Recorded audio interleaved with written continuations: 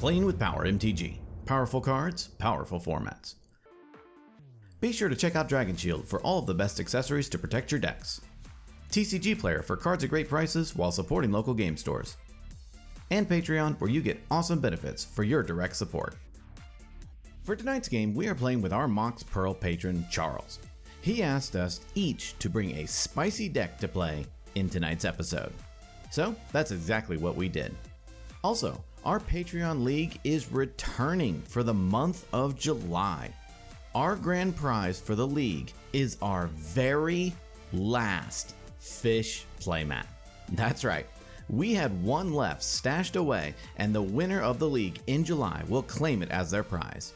To enter the league, all you have to do is sign up to Patreon and join our Discord. Our league is 100% proxy friendly and played over webcam, so sign up today and get ready for the July league to start. Now, let's start out by showcasing our fighters this evening. First, we have Charles piloting Elesh Norn, Grand Cinemite. This is a stacks list that looks to play Hate Bears, turbo out Elesh Norn, and then turn sideways for the win. Well, almost sideways because he has Vigilance. His opening hand contains a Gaia Reach Sanitarium, 2 snow-covered plains, Crystal Vein, Alms Collector, Hushbringer, and a Planar Birth. Next, we have Mike piloting Lord Windgrace. This is a lands deck that looks to set up a mass land destruction play and then break parity with its commander. His opening hand contains a Bloodstained Mire, Finehorn Elves, Jeweled Lotus, Overgrown Tomb, Wheel of Fortune, Scalding Tarn, and a Command Beacon. After that, we have Ryan piloting the partner pair of Akroma, Vision of Ixidor, and Tana the Bloodsower. This is also a stacks deck that looks to resolve Hate Bears, give them lots of keywords, and then use Akroma's buffs to close out the game. His opening hand contains a Kataki War's Wage, Bloom Tender, Sylvan Library, Mana Crypt, Mana Confluence, Weathered Wayfarer, and his London Mulligan is a Rurik Thar the Unbowed. Finally, we have Zach piloting the partner pair of Sakashima of 1,000 Faces and Tymna the Weaver. This is also a stacks deck that looks to resolve a Rule of Law and then grind value with its commanders. His opening hand contains a Mana Confluence, Flooded Strand, Bloodstained Mire, Mox Diamond, Dark Confidant, Aven Mind Sensor, and his London Mulligan is a Sea of Clouds. Without further ado, let's begin this jarring, joyous, juvenile, juicy jumbo jazz fest. Charles had the best bling in the command zone and gets to start us off. Charles draws a card for turn and plays a snow-covered plains. He passes. Mike draws a card for turn and plays an Overgrown Tomb, untapped, paying 2 life. He casts a Finehorn Elves. He casts a Jeweled Lotus. He ends his turn. Ryan draws a card for turn and plays a Mana Confluence. He casts a Mana Crypt. He taps Mana Confluence to cast Sylvan Library. Ryan passes the turn. Zach draws a card for turn and also plays a Mana Confluence. He casts a Mox Diamond, discarding Flooded Strand. He taps Mana Confluence to cast Dark Confidant. Zach passes to Charles. Charles draws and plays a Snow-Covered Plains. He casts an Ethersworn Canonist. He ends the turn. Mike draws and plays a Misty Rainforest. He cracks it, pays a life, and fetches up a Taiga onto the battlefield. He cracks Jeweled Lotus to cast his commander, Lord Windgrace. He activates Windgrace's first ability, discarding a Command Beacon and drawing 2 cards. He passes to Ryan. During his upkeep, Ryan loses his Mana Crypt flip and takes 3 damage. During his draw step, he draws 2 additional cards through Sylvan Library. He pays 8 life to keep them both. He plays a Savannah. He casts a Soul Ring. He casts Kataki, War's Wage. He passes. During his upkeep, Zach reveals Dispel through Dark Confidant. He pays for his Mox Diamond through Kataki. He draws and plays a Bloodstained Mire. He passes the turn. During his upkeep, Charles doesn't pay for his Ethersworn Canonist through Kataki and sacrifices it. He draws and plays a Gaia Reach Sanitarium. He casts Grasp of Fate. It enters and exiles Lord Windgrace, Soul Ring, and Dark Confidant. Mike puts Lord Windgrace into the command zone, and Charles ships the turn. Mike draws and plays a Marsh Flats. He cracks it, pays a life, and fetches up a snow-covered swamp onto the battlefield. He casts a Soul Ring. He casts Titania, Protector of Argon. It enters and returns Misty Rainforest from his graveyard to the battlefield. He cracks Misty and pays a life. Titania triggers and Mike creates a 5/3 elemental. He fetches up a forest onto the battlefield. He casts an Elvish Mystic and passes to Ryan. During his upkeep, Ryan wins his Mana Crypt flip. He pays to keep his Mana Crypt through Kataki. During his draw step, he draws 2 additional cards through Sylvan Library. He pays 4 life to keep 1. He plays a Gaia's Cradle. He casts a Weathered Wayfarer. He taps Mana Confluence to cast Faeburrow Elder. He ends the turn. At the end of Ryan's turn, Zach cracks his Bloodstained Mire, pays a life, and fetches up a Scrubland onto the battlefield. He casts an Enlightened Tutor. He fetches up a Soul Ring onto the top of his library. During his upkeep, Zach pays to keep his Mox Diamond through Kataki. He draws and casts a Soul Ring.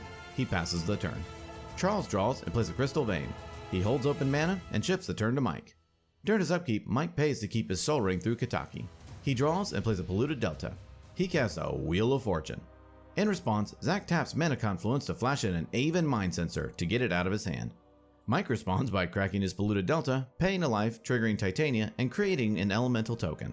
He fetches up a Badlands onto the battlefield. Aven Mind Sensor resolves, and with Wheel still on the stack, Charles flashes in Alms Collector. The table, shocked at the play, watches as it resolves. Then the wheel resolves, each player discards their hand, Charles draws 10, and his opponents draw 1. Mike moves to combat and attacks Zach with Titania and Charles with an elemental. They both take it, and in his second main phase, Mike casts a World Shaper. He ends the turn. During his upkeep, Ryan loses his Mana Crypt flip and takes 3 damage. He pays to keep his Mana Crypt through Kataki. He draws and taps Mana Confluence to cast Elesh Norn, Grand Cenobite. Charles argues that Ryan stole his great idea, and Elesh Norn resolves. Ryan's opponent's creatures get -2/-2, and then he plays a Bountiful Promenade. Ryan passes. During his upkeep, Zach pays to keep his Soul Ring and Mox Diamond. He draws, plays a Morphic Pool, looks at Elesh Norn with disdain, and passes the turn. Charles draws and cracks Crystal Vein for 2 colorless. He casts a Mana Vault. He plays an Ancient Tomb. He casts his commander, Elesh Norn, Grand Cenobite. His opponent's creatures get -2/-2. Mike's World Shaper dies and triggers. Mike returns every land from his graveyard to the battlefield tapped. Charles then follows up by tapping Ancient Tomb to cast Torpor Orb. He ships the turn to Mike. During his upkeep, Mike pays to keep his Soul Ring. He draws and cracks his Polluted Delta, pays a life, and fetches up a Bayou onto the battlefield. He recasts his commander, Lord Windgrace. He activates Windgrace's first ability, discarding an Occam Adversary and drawing a card. He passes. At the end of Mike's turn, Ryan activates Weathered Wayfarer and fetches up a Lotus Field into his hand. During his upkeep, Ryan loses his Mana Crypt flip and takes 3 damage. He pays to keep his Mana Crypt. He draws and casts his commander, Akroma, Vision of Ixidor. He moves to combat and Akroma triggers. He attacks Lord Windgrace with Elesh Norn and Kataki. Lord Windgrace takes the hit, and in his second main phase, he taps Mana Confluence to cast an Ethersworn Canonist. He plays a Lotus Field, sacrificing 2 lands as it enters. Ryan passes. During his upkeep, Zach pays to keep his Soul Ring and Mox Diamond. He draws, looks at 2 Elesh Norns with disdain, and has to pass the turn again. During his upkeep, Charles doesn't pay for Mana Vault or Torpor Orb and sacrifices them through Kataki. He draws and moves to combat. He attacks Lord Windgrace with Elesh Norn, killing it. In his second main phase, Charles taps Ancient Tomb to cast Ravages of War. In response, Mike cracks his command beacon and puts Lord Windgrace into his hand. Ravages resolves and destroys all lands. Charles plays the Snow-Covered Plains and passes to Mike. During his upkeep, Mike pays for his Soul Ring. He draws and passes. At the end of Mike's turn, Charles casts Swords to Plowshares, targeting Ryan's Elesh Norn. Elesh Norn is exiled, and Ryan gains 2 life. With his own Elesh Norn no longer giving the buff, his Weathered Wayfarer, Ethersworn Canonist, Feyburrow Elder, and Kataki all die. The turn then passes to Ryan. During his upkeep, Ryan loses his Mana Crypt flip and takes 3 damage. He moves to combat and attacks Charles with Akroma. Charles takes the hit, and Ryan passes the turn. Zach draws, laughs, and passes the turn. Charles draws and plays the Snow-Covered Plains. He moves to combat and attacks Ryan with Elesh Norn and Alms Collector. Ryan takes the hit, and in his second main phase, Charles casts a Tocatli Honor Guard. He ends his turn. Mike draws, takes no game actions, and passes. During his upkeep, Ryan loses his Mana Crypt flip again and takes 3 damage. He draws and moves to combat. He attacks Charles with Akroma. Charles takes it, and Ryan ships the turn to Zach. Zach draws and passes. Charles draws and moves to combat. He attacks Ryan with the Honor Guard and Alms Collector, and Zach with Elesh Norn. Before blockers, Zach casts Chain of Vapor, targeting Elesh Norn. Elesh Norn bounces to Charles' hand, and he sacrifices a land to continue the chain. He bounces Akroma to Ryan's hand. Ryan then has to take the hit, and dies. In his second main phase, Charles plays the Snow-Covered Plains. He casts a Drannith Magistrate, and passes. Mike draws and plays a Windswept Heath. He passes to Zach. Zach draws and plays a Tundra. He casts a Sarah Ascendant and ends his turn. Charles draws and moves to combat. He attacks Mike with everything. Mike takes it, and Charles passes. At the end of Charles' turn, Mike cracks his Windswept Heath, pays a life, and fetches up a Stomping Ground onto the battlefield tapped. Mike draws and just realized he has the best play ever. He casts the flip side of Wandering Archaic, Explore the Vastlands. Each player looks at the top 5 cards of their library. Charles finds the Snow-Covered Plains, and Zach finds a Demonic Tutor. In a cruel twist of fate, Mike fails to find. Each player then gains 3 life, and Mike passes to Zach. Zach draws and moves the combat. He attacks Charles with Sarah Ascendant. Charles takes it, and Zach gains 6 life. In his second main phase, Zach casts a Demonic Tutor. He fetches up a card into his hand. He plays a City of Brass and then casts a Phantasmal Image. It enters as a copy of Sarah Ascendant, and Zach ends his turn. Charles draws and plays a Snow-Covered Plains. He casts a Savine's Reclamation, targeting Mana Vault. Charles returns Vault from his graveyard to the battlefield. He moves the combat and attacks Mike with everything. Mike takes a hit, and Charles ships the turn. Mike draws and cycles a Tranquil Thicket. He plays an Arid Mesa, cracks it, pays a life, and fetches up a mountain onto the battlefield. He passes the turn. Zach draws and moves the combat. He attacks Charles with both of his Sarah Ascendants. Charles takes it, and Zach gains 12 life. In his second main phase, Zach casts a Thorn of Amethyst. He ends his turn. Charles draws and plays a Deserted Temple. He flashes back Savine's Reclamation, targeting Archon of Emeria and Hushbringer. He returns them from his graveyard to the battlefield and then moves to combat.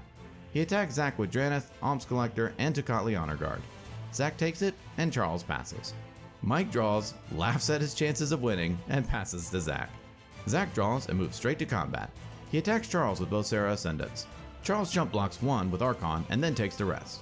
Zach gains 12 life, and in his second main phase, Zach casts a Samurai of the Pale Curtain. He ships the turn to Charles. During his draw step, Charles takes a damage from his Mana Vault. He casts a Weathered Wayfarer. He casts a Spirit of the Labyrinth. He passes to Mike. Mike draws, takes no actions, and passes. Zach draws and moves to combat. He attacks Charles with the Sarah Ascendants and Mike with the Samurai. In response, Mike casts Pyroblast, targeting the Phantasmal Image copy of Sarah Ascendant. Image triggers and sacrifices itself. Charles jump blocks the Sarah Ascendant with Hushbringer, and Mike takes the hit. Charles gains a life, and Zach gains 6. In his second main phase, Zach plays an Exotic Orchard. He ends the turn. During his draw step, Charles takes a damage from his Mana Vault. He casts a Chalice of the Void, where X equals 1. Charles passes to Mike. Mike draws and casts a Jeska's Will. He exiles the top 3 cards of his library, trying to find a land. He reveals a Demonic Tutor, Life from the Loam, and a Lightning Bolt. Mike loses all hope and ships the turn to Zach. Zach draws and moves the combat. He attacks Charles with Sarah Ascendant and Mike with the Samurai. They both take the hit. Charles dies and Zach gains 6 life. In his second main phase, Zach casts his commander, Sakashima of 1,000 Faces. It enters as a copy of Sarah Ascendant. He casts a Lotus Petal and passes. Mike draws, says, "Just kill me," and passes. Zach draws a card for turn and loves what he drew. He casts Elesh Norn, Grand Cenobite. Zach then moves the combat and attacks Mike with everything, killing him and winning the game.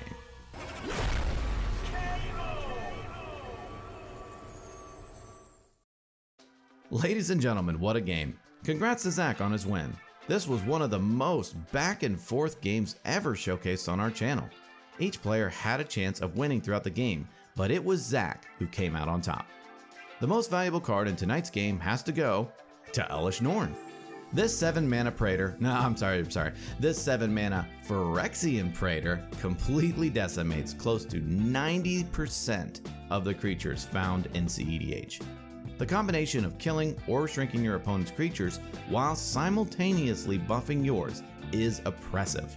There were 3 Elesh Norns cast in this game, and they all had a pretty devastating effect. This card is a staple in go-wide creature decks, and we highly recommend you add it to your own lists. Well, that about wraps it up for this episode. Tune in next time when we duke it out to see who will be king of the competitive EDH table. Thank you so much for watching, and we will see you next time.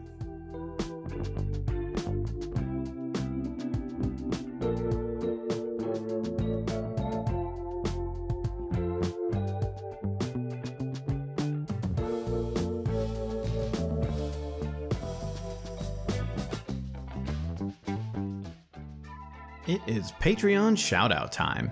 I'd like to give a shout out to Nathan Smith, Elijah Miller, J-Rock, Pyro, Dark, Philip Hickey, Brad Tobin, Sanguino Lindsay, Snarps the Clept, Matt Wingrove, Delph Driz, Dante, Jared Smith, Baby Jeebus, Rakeko, Greg Babe, Zods, Wayan, Spielrahu, Sparks, CZ, and Nick.